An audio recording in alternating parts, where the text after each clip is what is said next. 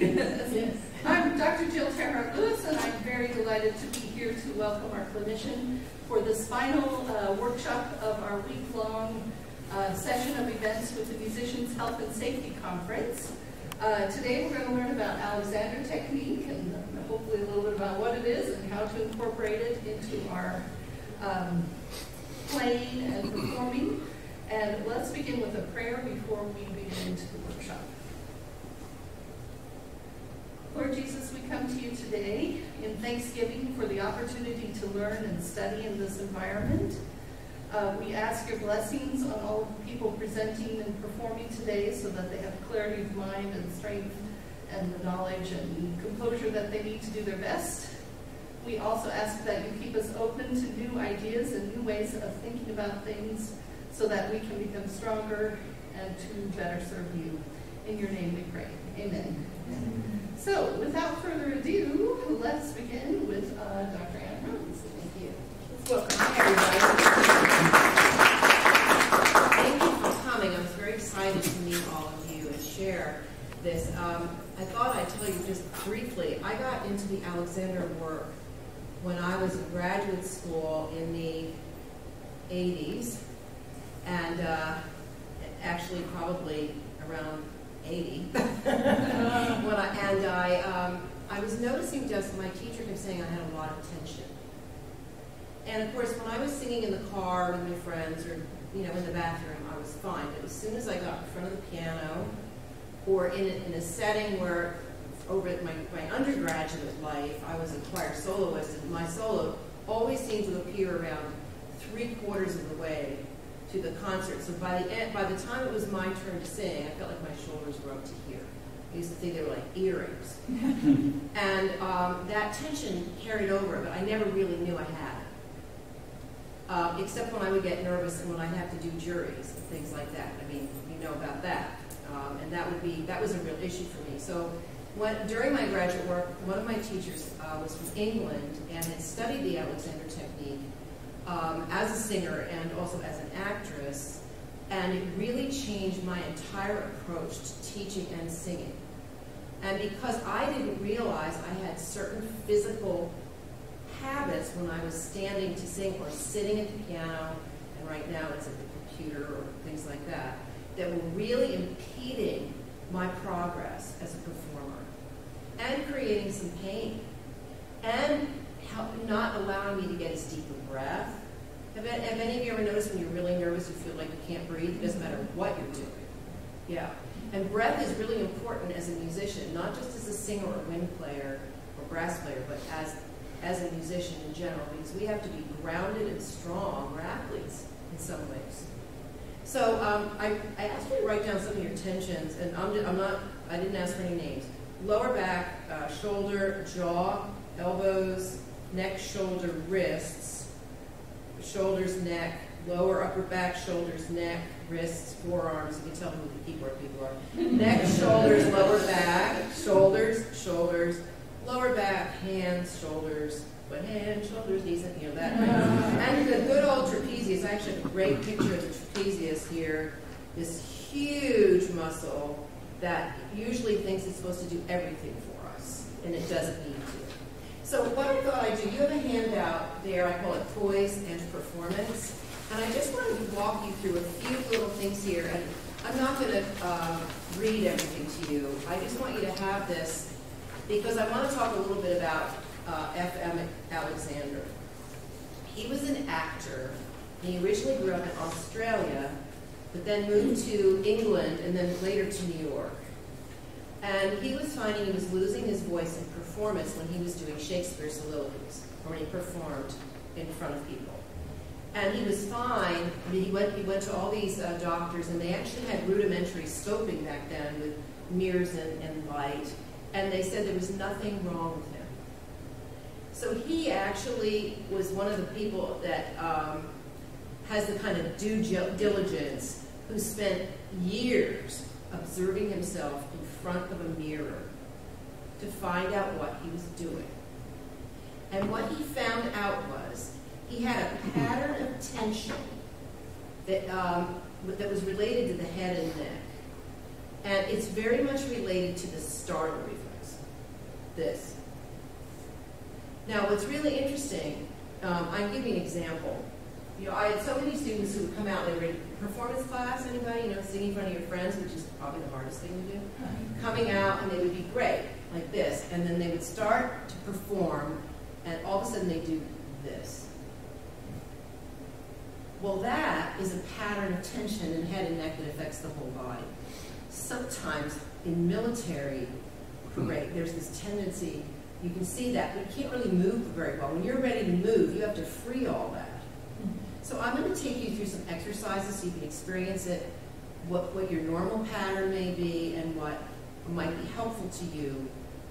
Especially, I'm going to address computers because it's very much related to, very similar to playing a keyboard, and also issues with hands and arms and breath and how it affects singing or speaking. So on your handout, there's just a few things. What you're doing is you're learning to balance your own body and take charge of your own health. You're learning how to sit, stand, and move. We're going to do a few things like that together. And what Alexander really discovered was that when there is a freedom in the head and neck, he called it primary control. When that area is free, most of the rest of the body will be free up. Now, sometimes it can initiate when people are like gripping in the knees, but it affects the primary control because it would go into that startle reflex. And in the animal kingdom, what happens when we startle? Well, you're supposed to either run away, play dead, or fight. Now, I have never experienced as a college teacher for years any of my students wanting to play dead during performance class. They wanted to run away but couldn't because they were getting a grade for showing up, and they couldn't fight it. So what did they have to do with all those feelings of startle? Just hold on to it. Does that make sense? How do you feel when you walk into a class and they say, oh, pop quiz today? It's that same startle, or somebody comes up behind you and scares you. It's that startle. In our world, I think we're startled most of the time. I think we're startled a lot by the way we hold our iPhones and we're looking at the news, you know, the perpetual word, social media and all of that. Everything is so fast-paced. You're having to multitask all the time. So I think we live in kind of a perpetual startle. So Alexander learned through observing himself over time of ways of mediating that, of monitoring that, and being able to, in a sense, inhibit that pattern. So one of the primary interesting things about Alexander technique is the principle of inhibition.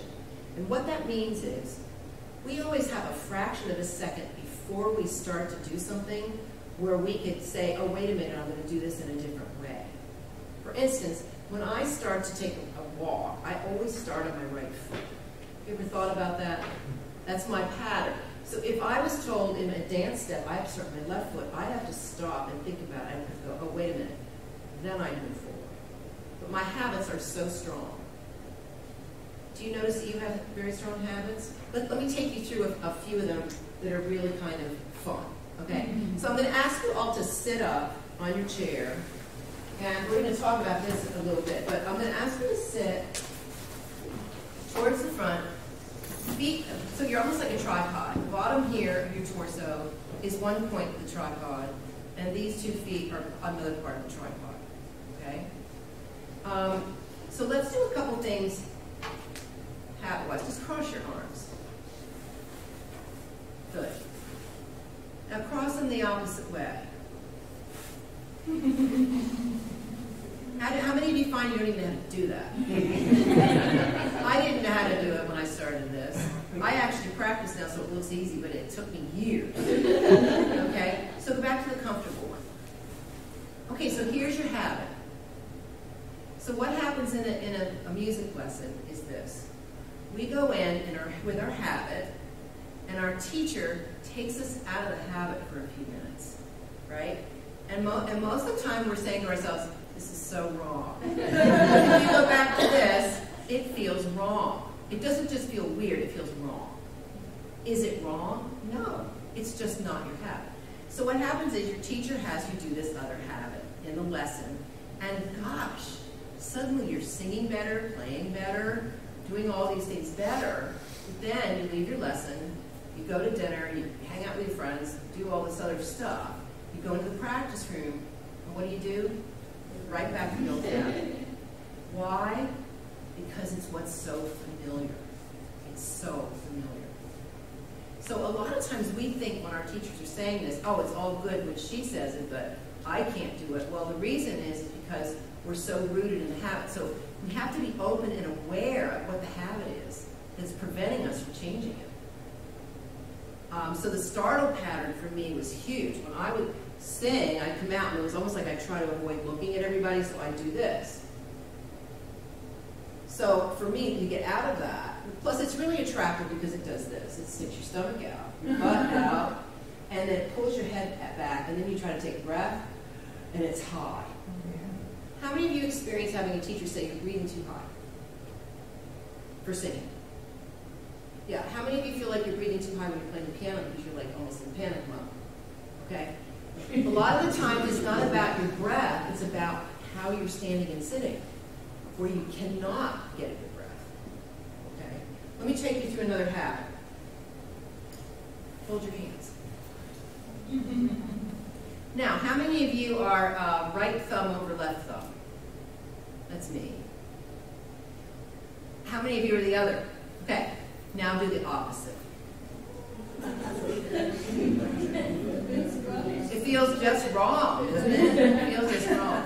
I can tell you a really funny story about this. So I'm sitting in the movie theater next to my husband watching a movie, and I look up, and he does the opposite. He puts his left thumb over.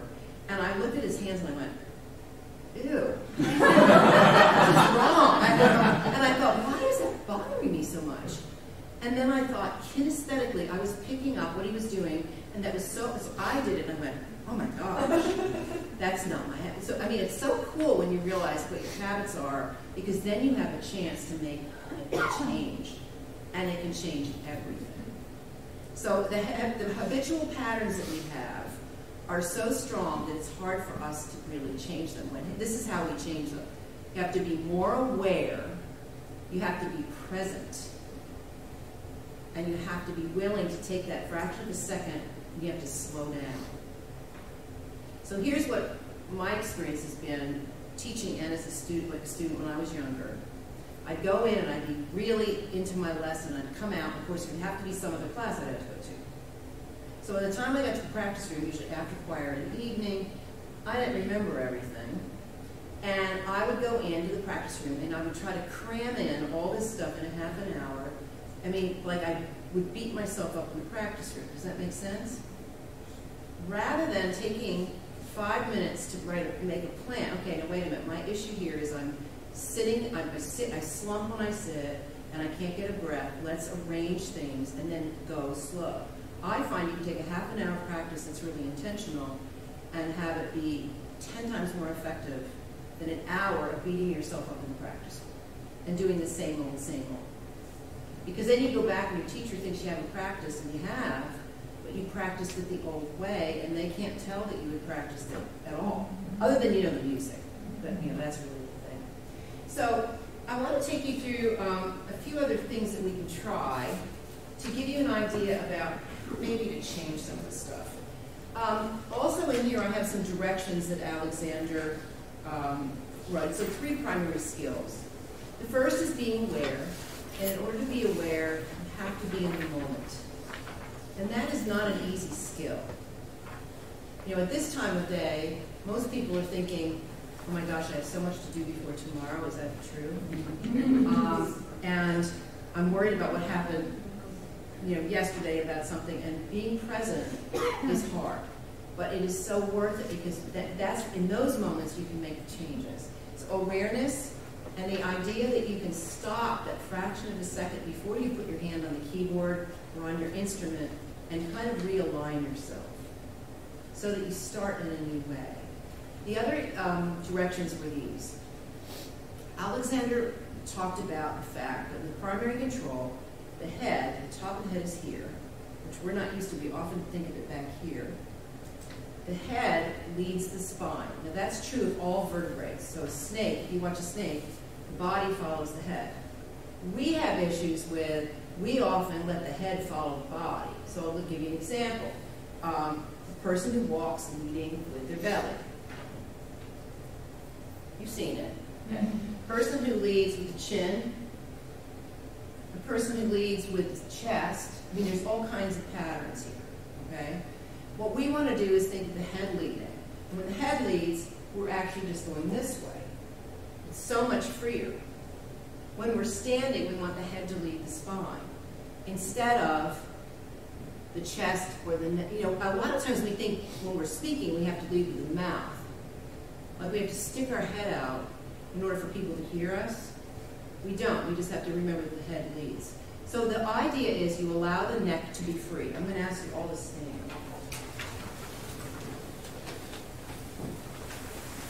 So if you're like me, when I heard allow the neck to be free, I was like, well, what does that mean? Okay? So where is your head attached to your neck? Yeah, it's a really interesting thing. Inside here. Okay, so try this. If you think of looking up, and you think of the joint being here, what happens? You get this. Notice how my body kind of collapses here? And you get this kind of look. It's really attractive. And it's inspiring. If I were to do a whole lecture like this, you guys would be running out. Okay. So what happens if you put your fingers in your ears, and if you pretended, I know it sounds weird, that you had an abscess here, do you notice that it actually moves more easily? Because the joint is inside, in the middle. It's a really different phenomenon. Now this is command control, isn't it? You've got your sense of smell, your sight, taste, seeing, hearing, all of this. If you're in a position like this, with this pull down, you're going to find it's harder to stay present. Because in a sense, you're in this like fight or flight mode. So if your habit is when you get up and perform to get into this little bit of a startle mode because you feel like it's a strong stance, what you're going to notice is, I don't feel, go ahead and go into startle. How does that feel emotionally? Scary. Yeah. Now this is interesting. Which comes first? This is really interesting to me. Which comes first? Probably we got startled because we got nervous about performing, and we went into a startle, and then that became our pattern. So what happens if you allow the head to drop, and this is movable? Do you notice that your whole system calms down? And the other interesting thing is you have more power. You know, in martial arts, if you're standing like this and somebody comes and shoves you, you're just on the ground. But if you're balanced, you can move away. You have the power to move, and you have the power to ground yourself, and you have a lot more strength. That's what we need as musicians, is that grounding. So the idea is you allow the neck to be free so that the head goes forward and up, as opposed to back and down. And when the head is forward and up, the system calms down more. It also allows the back to lengthen and widen. And then you also want the knees to be flexible. So instead of the knees coming back, the knees are forward and movable. You don't have to bend them. They're just movable. So those were basically the 4 directions that he gave. And with those 4 things, he developed a technique where he was doing a lot of it verbally, and then he decided to use hands-on. So with some of you, I'll do a little hands-on work and you can experience what that feels like. I'm going to stay a little later, so if some of you want to have that experience at 5, if I don't get to you another time, we'll do that, okay? So here we are standing. I have a places of balance. I'm just going to run through it. This is just to remind you. So here you have the head-neck joint is here, okay? The next point of balance in this spine is really that middle of the spine where people call it the chi, or it's sort of the strongest part of the spine. Sorry, I keep moving away here. You may lose me on the video. I don't know. The strongest part of the spine is right in here. And that is a balance point. And what we don't want is that front of the spine doing this, being pushed forward. And that is how many of you feel like when you stand, you do push forward a little bit? Like you kind of sit on your legs and you kind of push forward. How many of you feel that you kind of do this a little bit? Or both? I mean it's possible to do both. It's really interesting. But if you look at, this is Bony Tony, if you look at Bony Tony over here, you can actually see where the head neck joint is. Another really cool thing on this skeleton, I'll leave him up here so you can look at it, is his hyoid bone is here, where the larynx is suspended. And that's a really interesting thing. We'll talk about that in a minute. Okay, so here we are, standing. Where are your hip joints? Another point of balance.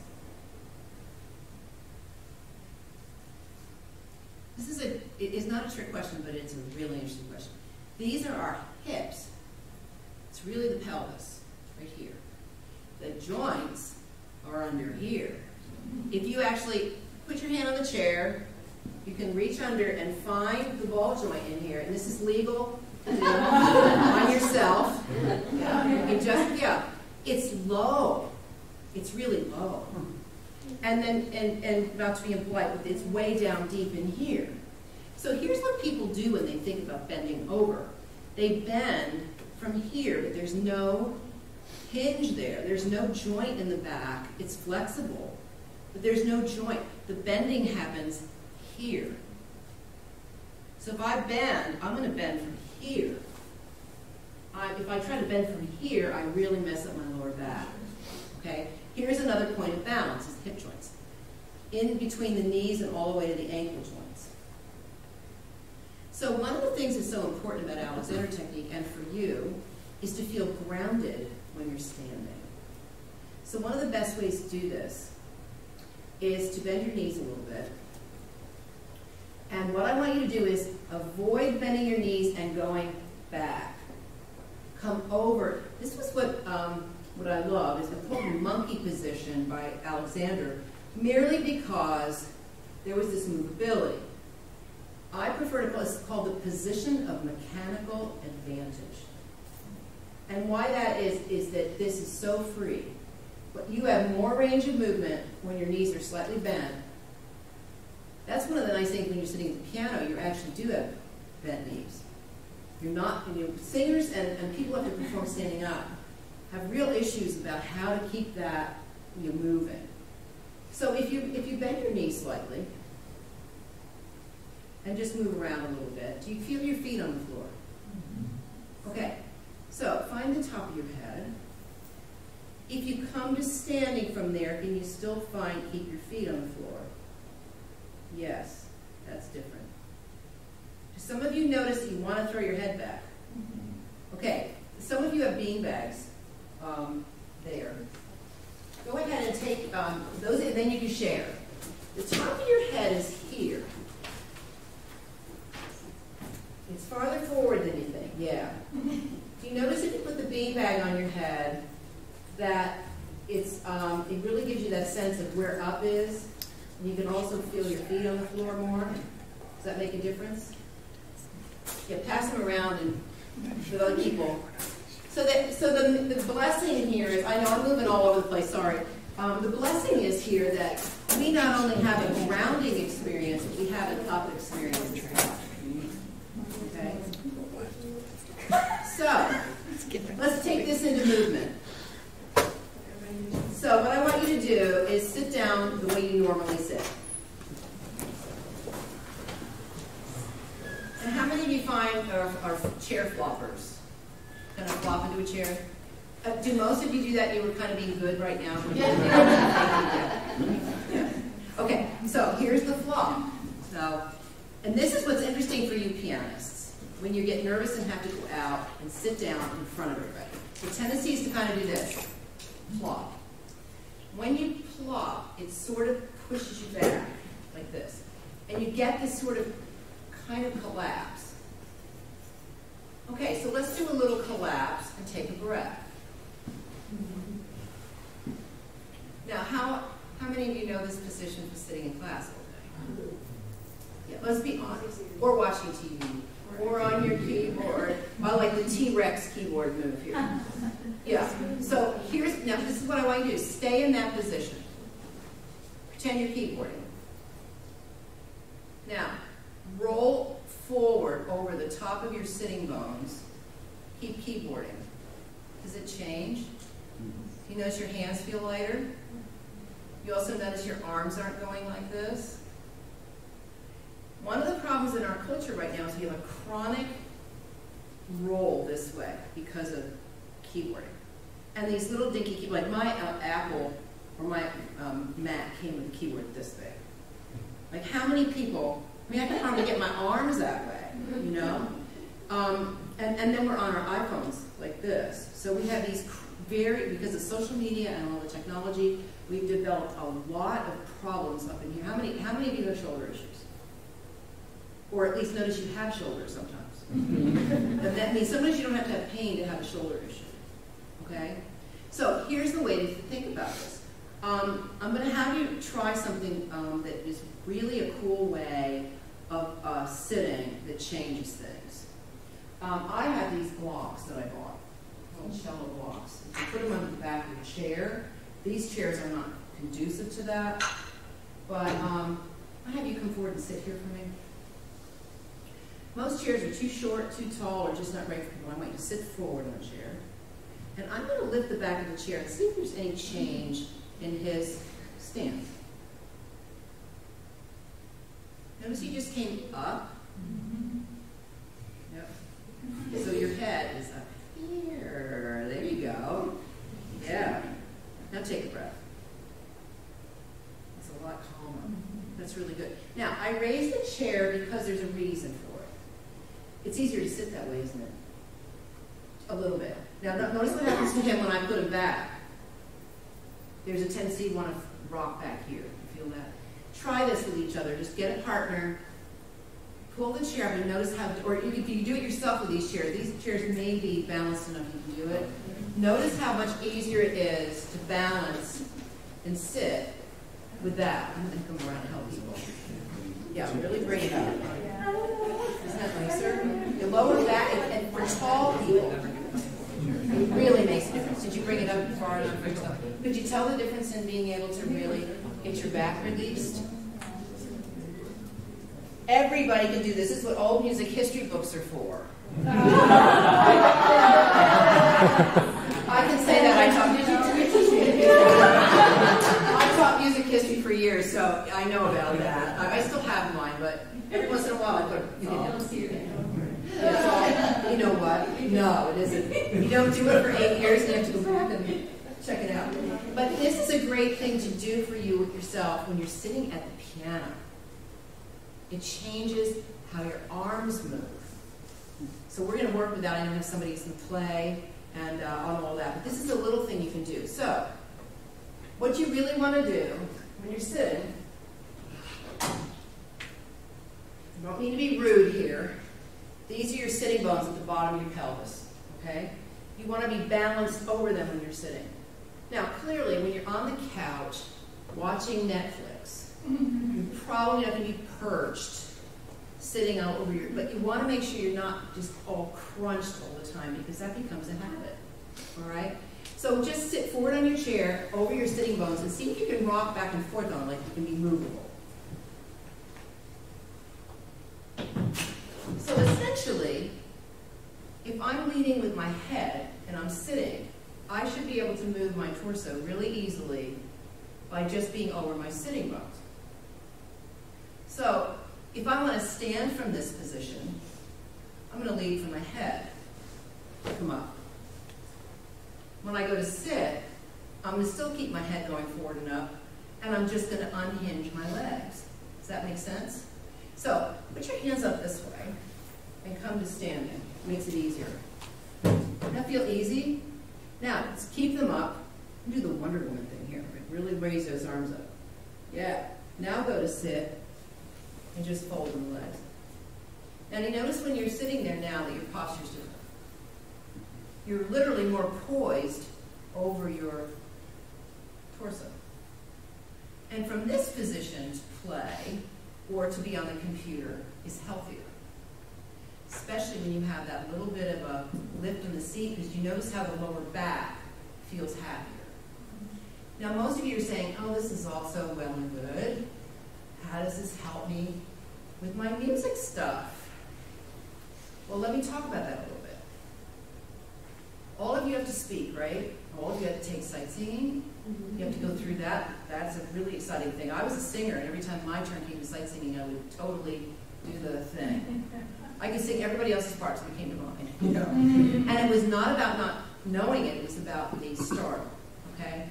Your larynx, which is right here, I'm boning Tony, you can see where your larynx is so close to your spine that if you startle like this, it pushes it out of alignment. Which means you have to force your voice more. You have to force speaking.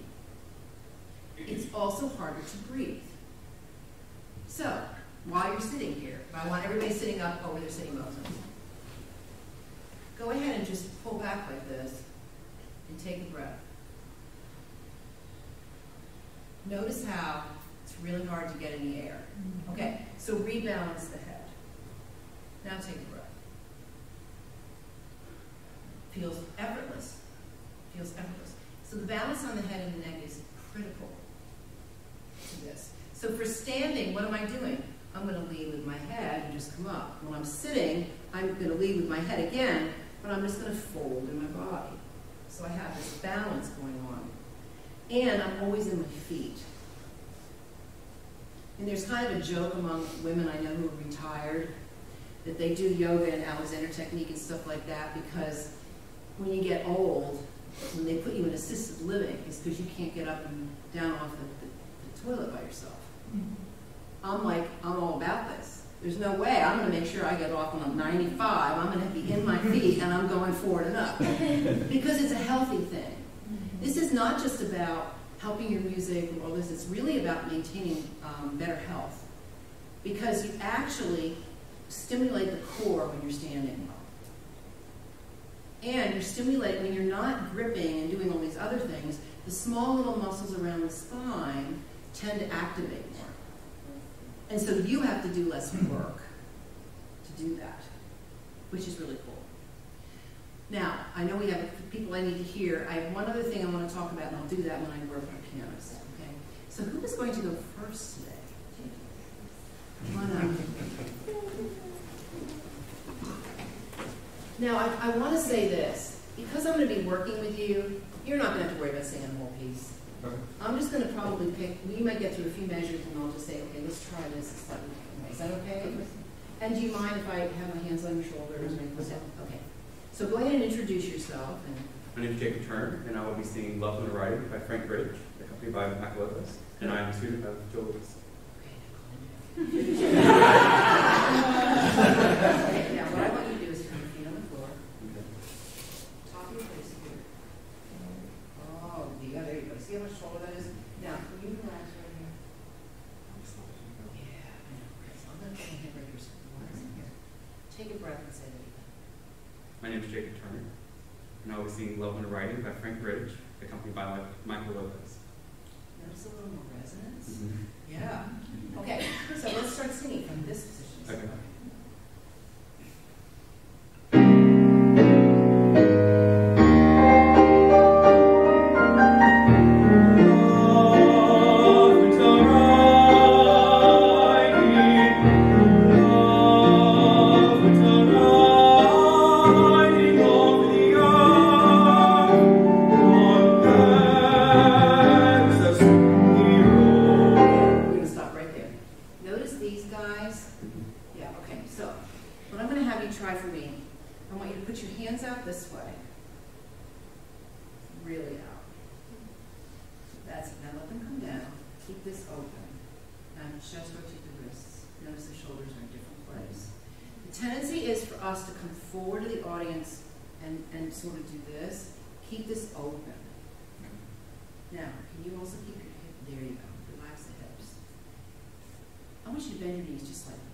Yes, okay.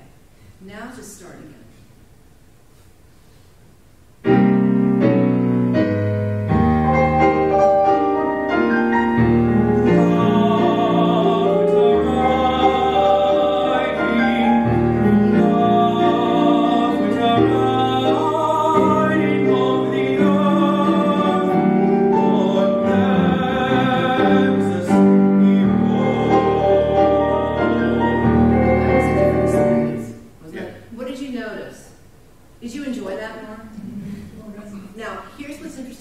Did you notice the sound had more body? Because you are more in your body. This is what's really interesting. Singers are not just singers from here to here. From the bottom of the torso and really from the feet. So this time I want you to do the same little bit. I want you to feel like you're singing from the feet. And I want you to feel like you're about 3 times bigger in space. Just open up like you have a big giant egg around you. And that whole space is yours. And let these guys chill out. I may be helping you with this. We're just going to do a little moving around, okay? Let these guys, there you go. Let the knees soften. There you go. Let's try it again.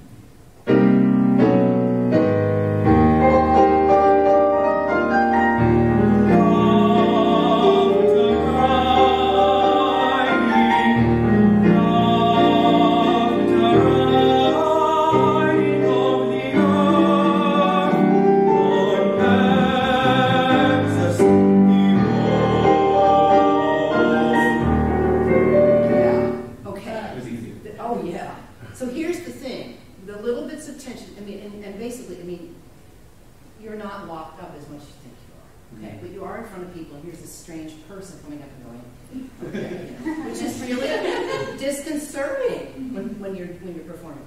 What happened was you started to loosen up in here, which meant you could get more breath. And here's why. As soon as we do any holding here, these lower ribs, the lower floating ribs are this far down. If there's a little grip back here, they can't open up. The other really interesting thing is this. When we do this, everybody just rotate their arms this way. Does this feel familiar with the computer?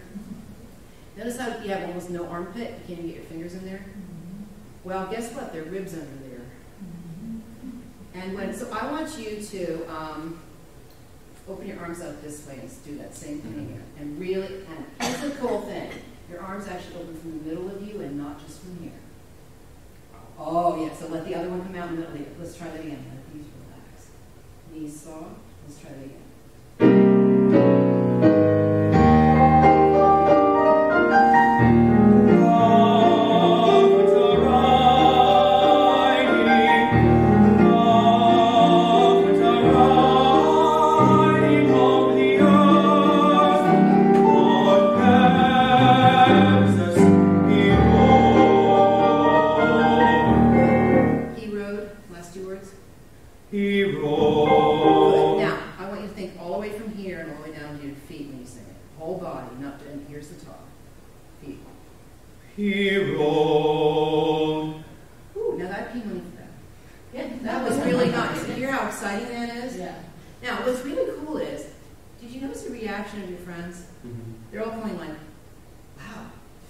Because it's so possible when you're not breathing. It was really nice.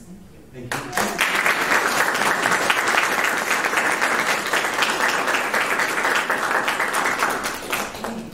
Oh, you have the names up there. I do, yes. Oh, yes, she's using the bench. Let me bring me. Do you need a music piano? Yes. Okay. So you don't have to worry about playing too much. So we're just going to get 15 bit. What would I like to get to it? Where would you like to sit?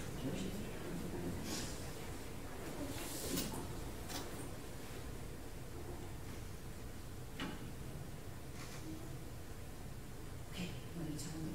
Yes. Hello, my name is Jessica Jo Seymour. I am the student of Mrs. Cherise Pearson Bush, and I will be performing the prelude of Suite 1 in G Major by Johann Sebastian Bach. Okay, good. Now, before you do that, okay, now let the chin release. It's the top. There you go. Now, just say your name. Hello, my name is Jessica Jo Seymour. Good. Let's do it again and slow it down.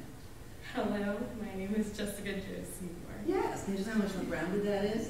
Okay. See, did you notice that the pattern is to do this? Hi, my name's Anne. Hi, my name's Anne. It's totally different, but we all do it. I mean, that's why, that's why I'm here. Okay, so go ahead and just start.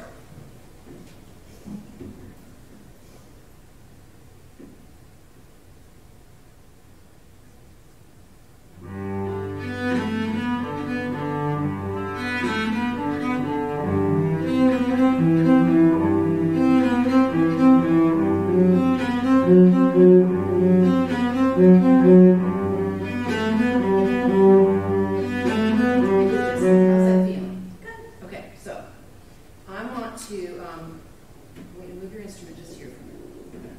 I'll just hang on to it. Now, what I want you to think about is sitting more forward over your, yes. Feel the difference?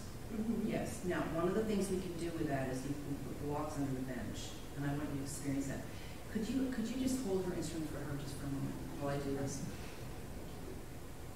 So I'm going to ask you to get up just and I'll put these under the back legs here. And I think it's going to rebalance you. That's why cello chairs are so great. Okay. And you notice the difference that suddenly your back feels more relaxed? Yeah. Great. Thank you. Now, before you start, I want you to let this release. Yes, and I want you to think about, you can keep your think bow in your hand. I want you to remember that your arms stretch all the way up. Oh gosh, you guys feel the difference? Mm-hmm. From the middle of you. Now bring your bow over. Now, I'm going to hang on to this. I want you to get the same stretch from the mid. Yes. Woo, yeah. And then let your hand come up. Keep this open through here. Let's try that again.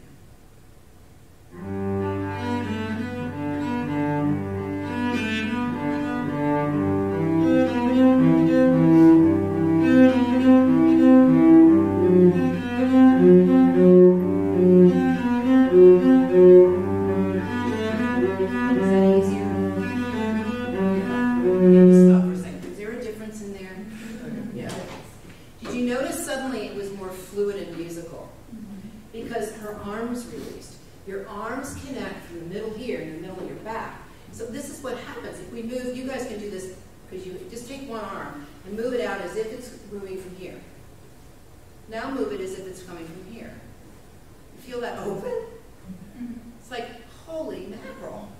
Yeah, I mean, we're this big, and then when we come to the cello, all of a sudden, there's this release, but if we come from here, it's like a grippy thing. So I suggest doing these stretches before you pick up an instrument, before you sit at the keyboard, before you pick up your iPhone. Because, I mean, think about iPhones like this. I mean, we really are starting to look like reptiles when we're using our social media. You know, it's like this.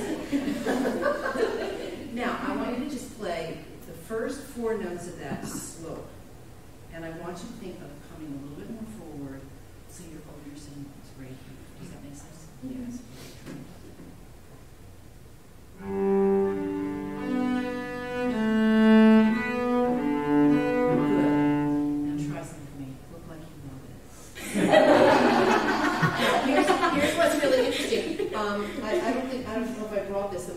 So many muscles in the face that if you're like, whoa, this is serious, you'll actually tense up all over the place.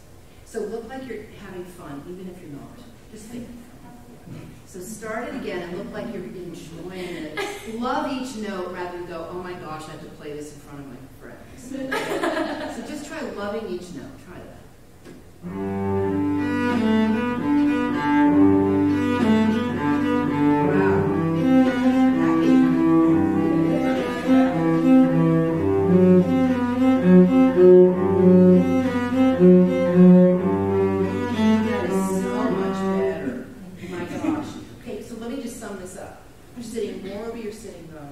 This helps. Do you have a regular cello chair here? Yes. Yeah. If not, use history books, whatever, or old hymnals I've also used, you know. And really keep this open here and look like you enjoy it. In other words, be in the moment with every note, because when you hear people who are really in the moment with every note, that's when we go, oh my gosh, that's gorgeous. Because then we are invited in that present moment as well. That was lovely. Thank you so much.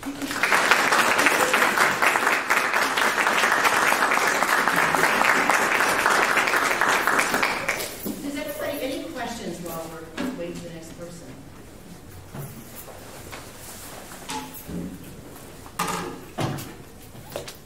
Aha. There's a whole bunch of issues that come with standing and playing and holding an instrument, because there's so much going on. First of all, you have the stance, you have all the breath, you have the notes, and you have all this arm structure that's really involved. Would you like to introduce you? I'm Eric Gerard. I'm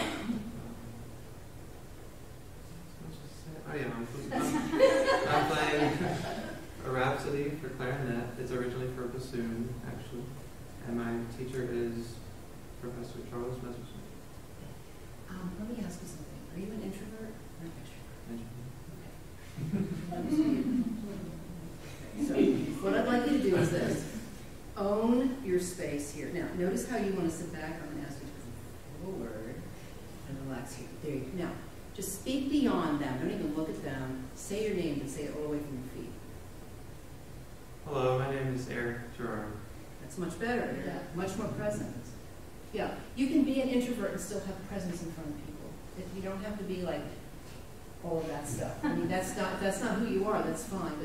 But really own your space. Okay. Let's why don't you want to bring this? Could we move this down a little bit so people can see you? I can do it. I can play sideways, so everyone. Or whatever you want to do. Yeah, because we want to make sure people can see you.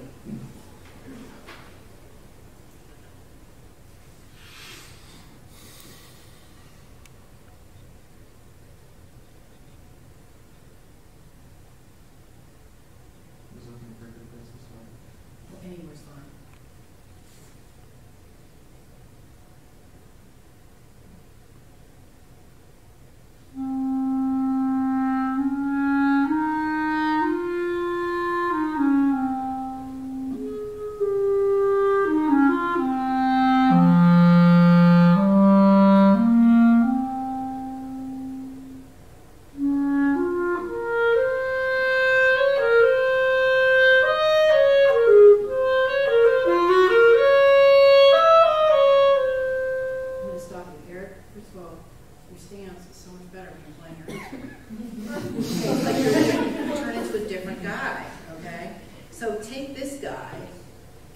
When you're sitting around, okay? Because it really makes a difference. Let me ask you a question. Where in your body are you feeling like where you're supporting from normally? I mean, when you're playing, where do you feel like there's this sense of support? I think it's a little bit here and actually a little bit there. Okay, so you feel like you're holding there a little bit? Or I'm going to address one issue related to wind instruments. And in the old days, we talked a lot about supporting from the diaphragm, which meant from here. Right? Have you ever really tried? I want you all to sing one note for me, supporting from here.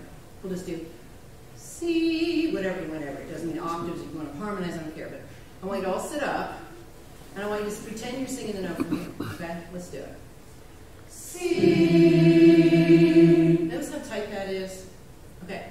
What if we take our awareness all the way down to the lower abdominal muscles? And let's sing it from here. Let's try it. C.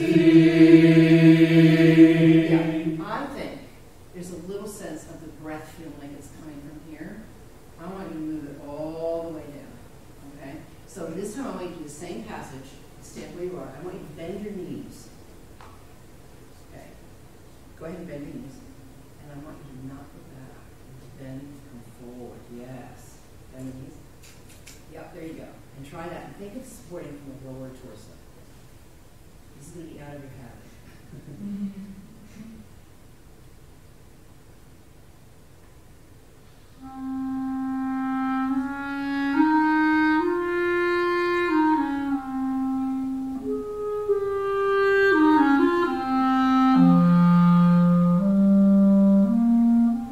We're going to stop for a minute and take an easy breath. The next part.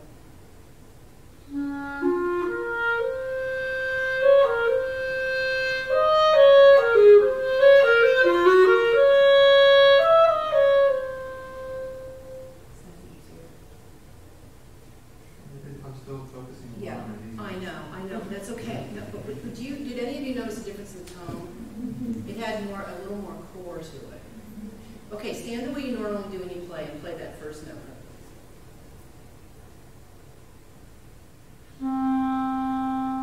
Yeah, now, bend your knees. Here's the deal. You have to bend here as well. Yeah, right? Yeah. If you were to go to sit, pretend you're going to go sit. There you go. Yeah. It's okay. Go to sit just a little bit. There you go. Now, support from the low body, from the feet.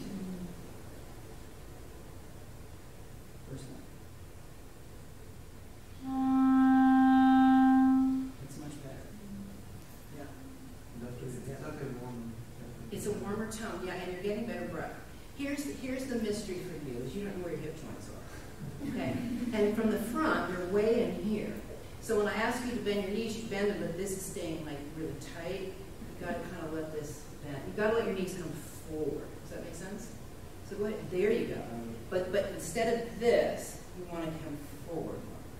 Yeah. This is a great way. If you're just really good clarinet players who are doing all kinds of stuff, it works.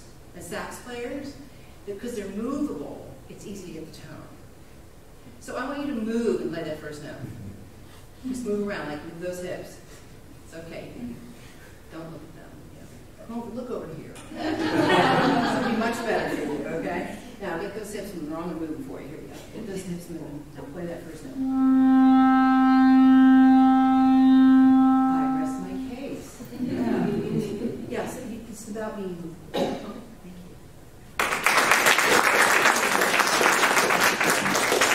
That's another point in all of this, is movability is the key. Because you want to move your audience, you need to be movable yourself. And it's amazing how it works. It's amazing. Hi. You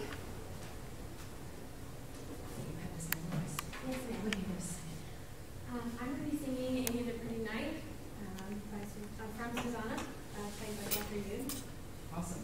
Wonderful piece. Okay. So, before you even start, say what you were, Okay. I want you to say who you are. Just say your name again. Hi. And think of supporting role. Okay. Hi, my name is Megan Carlson, and today I'll be singing Ain't It a Pretty Night from Susanna, accompanied by Dr. Yoon. As this feels, how do you have it, doesn't Yes. it? Now, did you notice your voice changed? Are you going to be auditioning at all at Nats or anything like that? Yes. I'm going to be there. I'm there the day before. Come see me if you want. But here's the thing. When she didn't do that, did you notice how she kind of was back a little bit, and then suddenly she came a little more forward, and everything hooked up better? Okay. So I'm going to be your little buddy. Okay. I'm going to be right here when you start. Okay.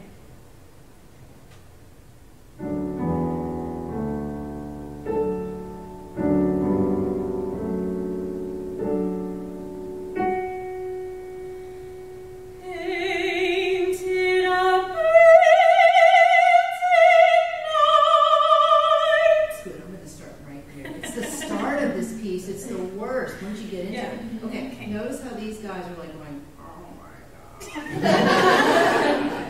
I'm going to do something with her. I'm actually going to take her arm, and I want you to let me have your Okay. arm. And I'm actually going to rotate it this way. Okay. Did you feel the difference? Mhm.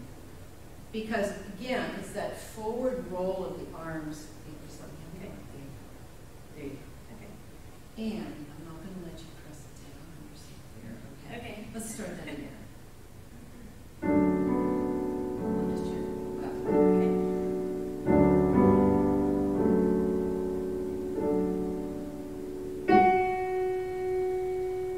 Ain't it a pretty night?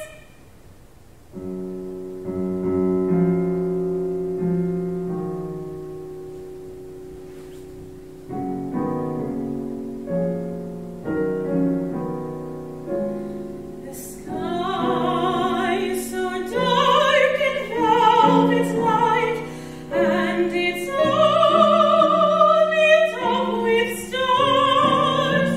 It's like a great big mirror reflecting fireflies over above. This is hard because I'm changing your habit big time. And thank God you have another 3 weeks before you can do this. Okay. Yeah. Let me suggest something. I feel like you're so focused on this Okay. as a sound producer. I think you need to be more up here. I want to teach all of this to you while we're working with you. Okay. Alexander developed something called whispered awe, which to me is a miracle.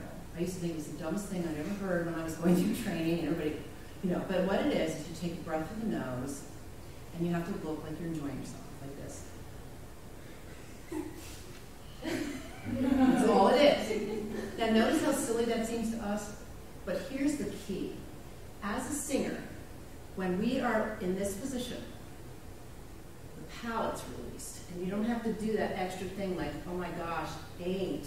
It's already there. So I want you to mirror me. This is what we're going to do. Face me and do this. So chins down, breath in.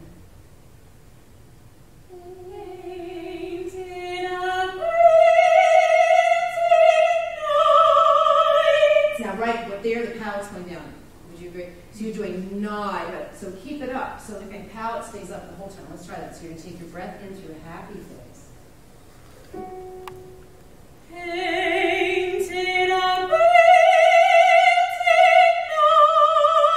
Yeah, and keeping that up.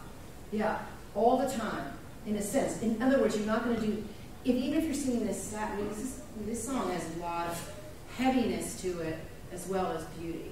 But so we don't want to do this real serious face when we start, because what happens is it drags the palate down. Okay. So this is why taking that inhalation, even before you play the piano, is helpful, or playing any instrument.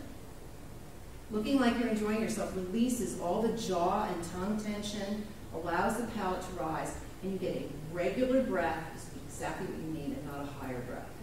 Okay, so try that again.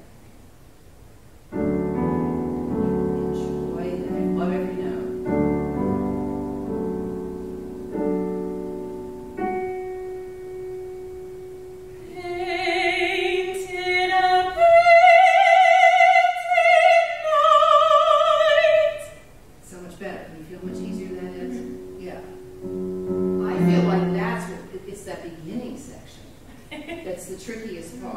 Because all of a sudden I feel like you feel so exposed. Do you have to be somewhere at 5? Why don't you stay after? We'll do a little more work with this. Okay, okay? Great. Thank you. Thank you so much. A piano person who would like to try something, you can play a scale. Seriously, you just need to play a scale. All right?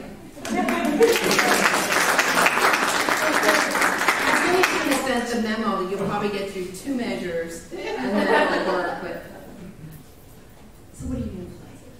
Just a scale or something, or the beginning of the beginning of ABC. Okay, that would be awesome.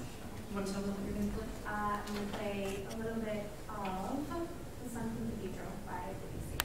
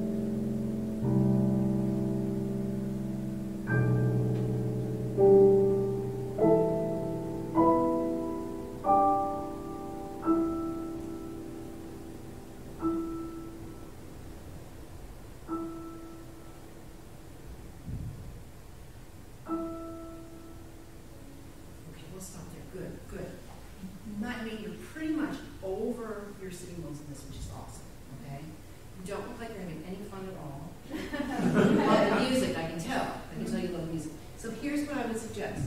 When you're sitting there, I want you to remember that the top of your head is here. So that you're actually going to let your head move from here, yes, instead of from here. Does that make sense? So when you come forward, the whole torso comes, which I think you're doing, okay? What I get is that this, are you right-handed? Mm-hmm. Okay. I get that your shoulders are kind of feeling a little frozen. Does that feel okay? So here's what I want you to come out here and I'm going to show you what we can do here. Okay. What I want you to do is really exaggerate this and then open your hands out and roll back. Now just roll the hands out. Feel the difference? Mm-hmm. Okay. Yeah. Let's come to sitting from that position. So when you sit, head's still going forward, you're just bending the knees, and here, and here you are. Is that a little different? Mm-hmm. Okay. So when you come to the piano, you can lead with your head like this, and allow the arms, let the hands lead, which I think you're doing, but arms out to the side. Open from here. Really stretch it.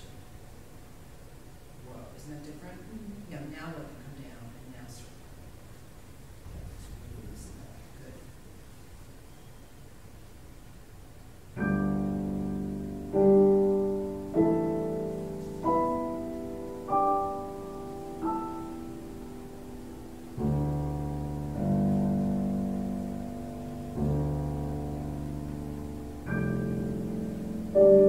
Keeping this a little bit.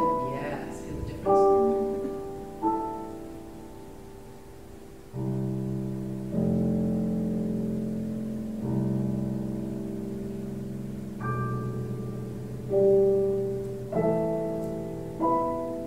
Okay. I don't know if you're hearing a difference. It sounds a little more delicate. But what are you experiencing? I don't feel as tight in my shoulders. Yeah. Remember that we're not playing from the shoulder, essentially. I mean, you have to have the strength back here, but it's the hand moving towards the keyboard that really helps. And also the fact that you have, I think you're doing this. Gravity is bringing the elbows down, and you're doing this, which is lovely. So just remember that this is more open. That'll really help when you start playing. You'll get less tired. And in the middle of the piece, if you notice, you're really kind of doing this again. Just stretch and open. That'll really help. Thank you.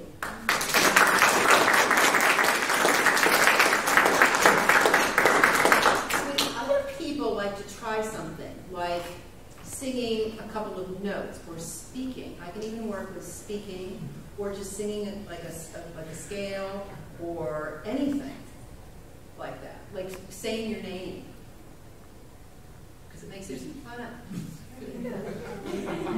You know what I love is that people come out for juries and they're, especially singers, go, "Hi, my name's Liz," and then all of a sudden this huge voice comes out, and it's because they haven't practiced speaking. Are you going to sing? Sure. Yeah. Great.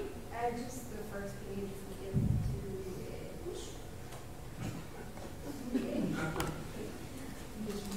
What's the piece? Sorry. Hi, my name is Shelby Thompson. I'll be singing Somebody's Knocking at Your Door, arranged by Moses Hogan.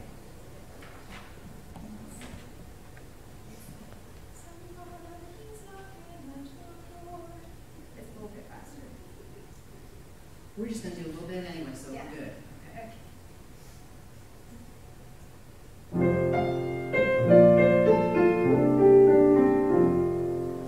Somebody's knocking at your door. Somebody's knocking at your door. Oh, sinner, why don't you answer? Somebody's knocking at your Let's just door. stop here. Good. You nervous? A little bit, Yeah. yeah. Can you tell? So what are the things that are happening, sweetie, when you get nervous? Notice how your My shoulders. shoulders are all over the place. Yeah. Here's another little trick you guys can try. In fact, all of you stand up so you're a little more interactive here. When you start noticing, you feel like your shoulders are starting to become some kind of earrings or headphones. What I want you to do is roll it, you have to open this up and let's now feel as if your fingers have weight and they're just dropping down on the floor. All of a sudden you notice like maybe the shoulders are releasing just a little bit. That's a good feeling. And you notice that when you do that, you can breathe better. So there's some wild thing that happens. Thank you very much. That was beautiful. There's something wild that happens with our shoulders when we get nervous. There's this little bit of thing, and the only way we get the breath is to reach up. So what I'm going to suggest is what would happen if these guys, I'm not going to let you pull them up. There you go. And that the top of your head is up here. So let your chin come into my hand. Here's the top. Okay. Yeah, that's really different, isn't it? Mm-hmm. So let your chin drop in my hand even more. There you go. Now start. I know it's going to feel weird, but it's okay, you're good. So you got to make contact with my hand right here, very gently. There you go.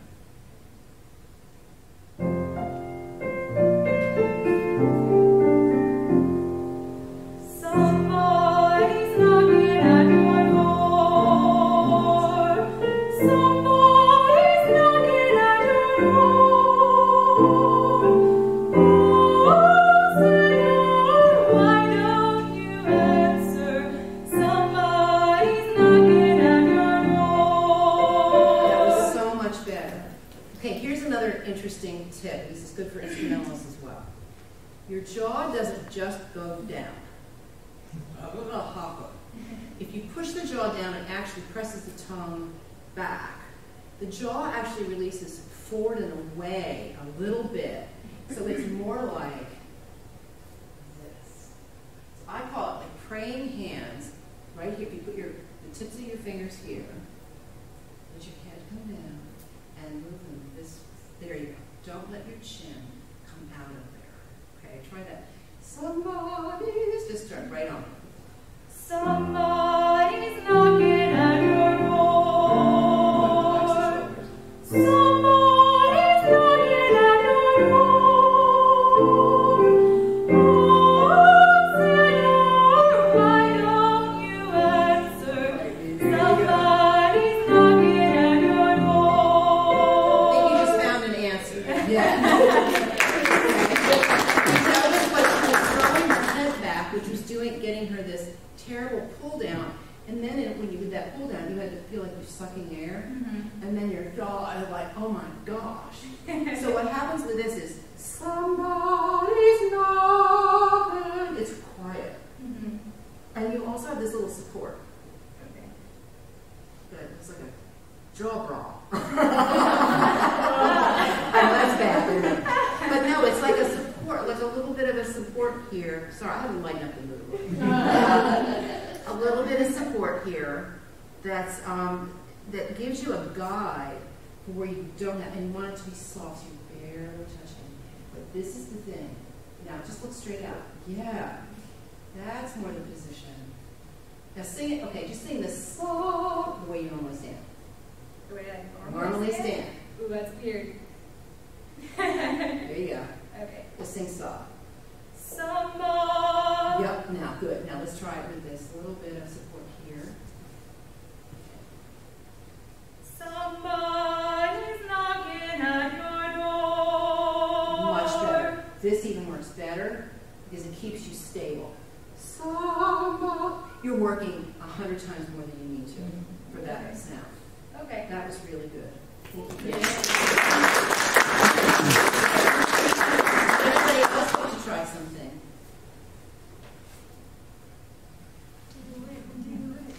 Not even like speeding or come on down. Come on down. Yes. Can you, are you a singer? I am a singer. Okay, why don't you just sing a couple notes or something? Okay. All told. Good.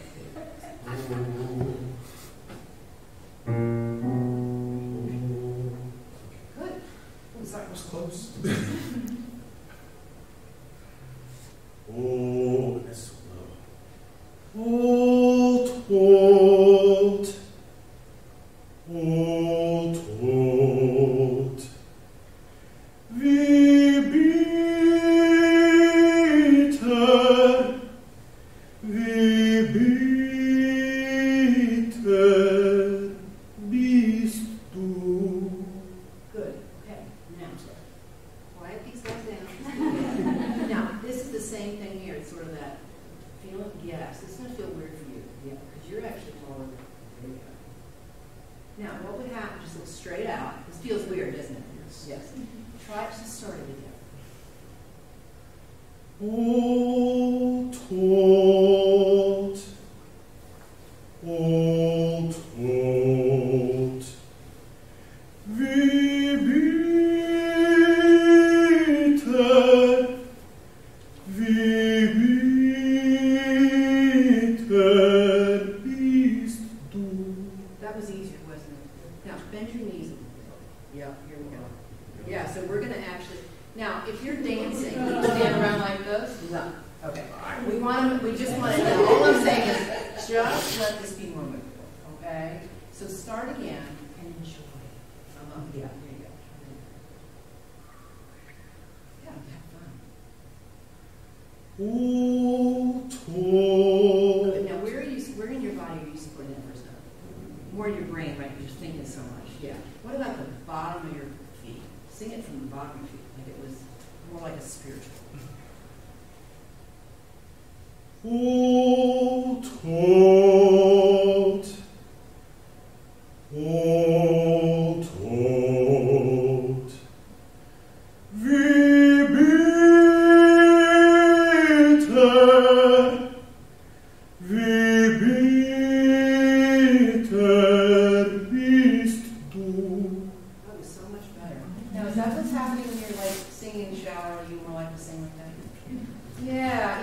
everybody's watching. Exactly. But did you notice when all I had to do was say, you sing from your feet, and the whole presence changed? And I know, if you've been singing your whole life, and suddenly you're in front with a bunch of people who are all staring at you, it's different. And there's a tendency to get really academic about it, rather than staying in your body. Because when you got in your body, it was really nice. Thank you so much.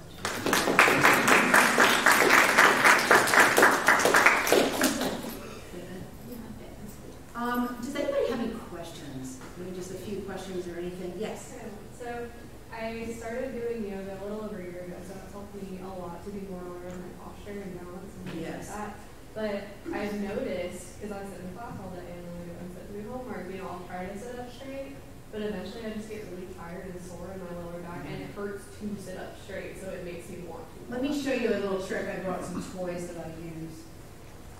This is actually a baby thing. It's like real soft, and what I do often is I'll put something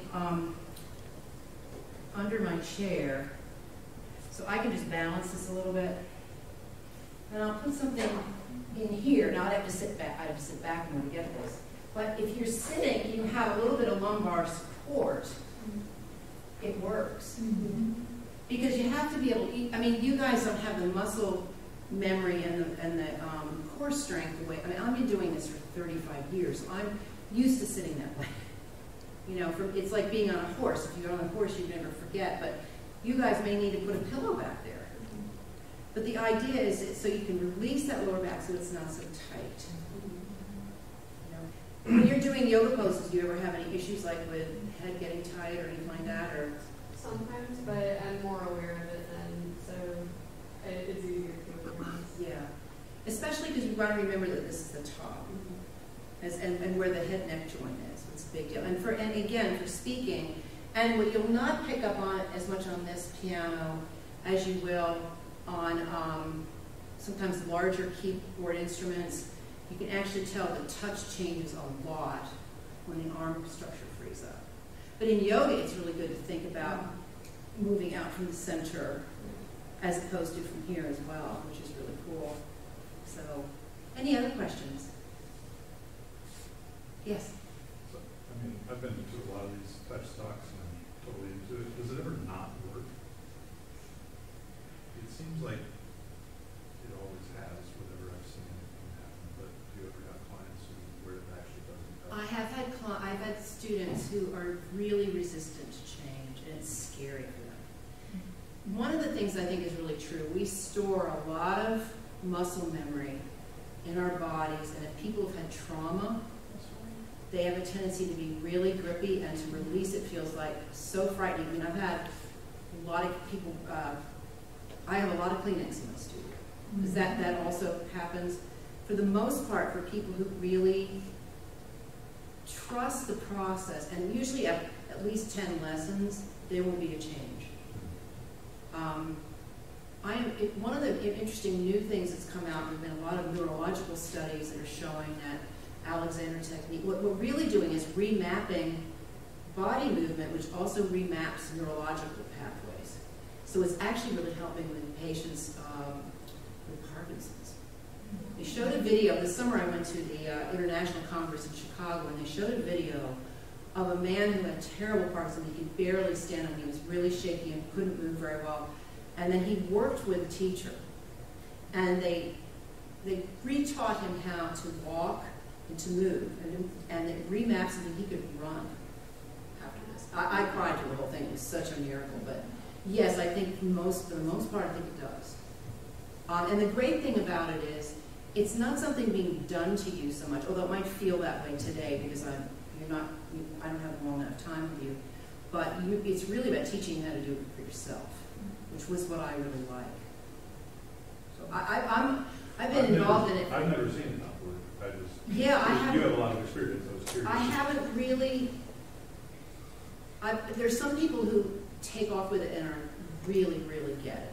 There are others it's very slow. I guess that would be the thing. But I haven't really had the experience of not having people. In fact, in all the courses I was teaching in college, most of the kids said to me that was their favorite when they got to take lessons because it helped them in everyday life.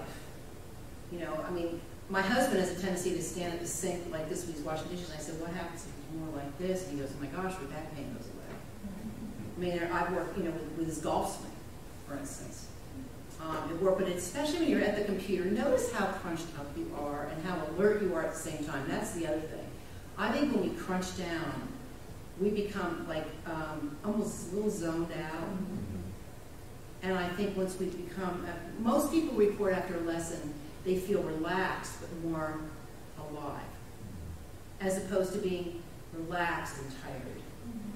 So it must stimulate, I think it stimulates some of the core. I think it stimulates, we get more oxygen because we're breathing better. I'm all about it, I love it. I used to, I actually retired early so I could do more of this. Because I wasn't able to, I would have taught this full time at the college, but they wanted me to do other things. Thank you. Yes. Yes. Do you have any tips for actor singers who have to move while they sing?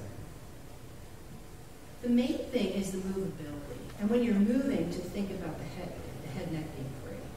So when you're practicing and singing and moving, make sure that you're in a, actually it's sometimes easier for actor singers because they are moving.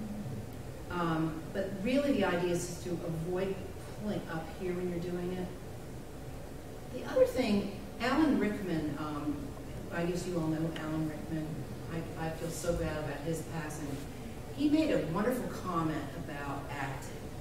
He said that the most important thing he learned over the years, this was just written a couple years ago, was that if I stay fully present on stage with my fellow actors, it all is so easy. If I'm not fully present and with them, it feels like I'm working to act and to sing. He wasn't much of a singer, but. And I think that's another thing, is to really stay present and notice, is this free? Because again, if this is pulled back and down, it's going to affect the larynx. It's going to push it out of balance. So another thing to do, the mirror is your friend. Most people I know look at the mirror, but they're not seeing. They zone out, they see what they want to see, which is usually something behind them. Or use video and watch what you're doing. See what's happening, because you're going to notice physical patterns. And consider it a tool, not a commentary on how you look that day. Really use it as a tool to help you be objective. When you're calm, present, and objective, you can look at those things. I mean, you can laugh and go, boy, what was I wearing that day? But you can also say, wait a minute, I'm actually pulling back every time I go to open my mouth. Wow, I don't have to do that. So I don't know if that answers your question. Sort of. I know it's kind of it's a big question. But I think, do you have friends when you're working? I mean, another thing is use your friends to ask them to watch you. And, I used to do one of these journals every week, and one of the journals was you have to practice with a friend. And that friend is going to give you feedback. And they said it was one of the most productive things because they realized their friend really was helping them, not judging them. So find a safe person and ask them, what do you notice when I'm singing on stage? Or what do you notice when I'm playing my instrument? But I have to say, our habits are so strong, we all are a little resistant to changing. I got married, I'm in my second marriage, and we've been married about 17 years, and even now I still have habits about what I want to have done. Like I still want it my way. And so it's 17 years in, I'm still working on compromise. You know what I mean? Because my habit, I was living alone for a long period of time. And it takes practice.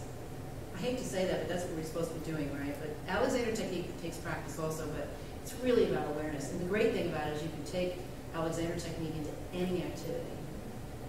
The sheets that I have for you back there, on the second page of that Poise and Performance, all my information's in there. If you need to call me or ask me for information, there's several websites there where you can find information. There is a new series of books that have come out, and some things on Kindle. Like there's a book about what every singer needs to know about the body. There's one for piano. I know there's one for flute. I think there's one for trombone, and which is cool because it talks about all of these things. And there's a lot of stuff about actors. There's a ton about acting and singing. And some of those websites will lead you to other things to read and check out. There's a lot on YouTube with Alexander Technique. When I started taking lessons in the 80s, there was like 4 books. Now there are hundreds. It's amazing. And websites. You all have been great. Thank you so much.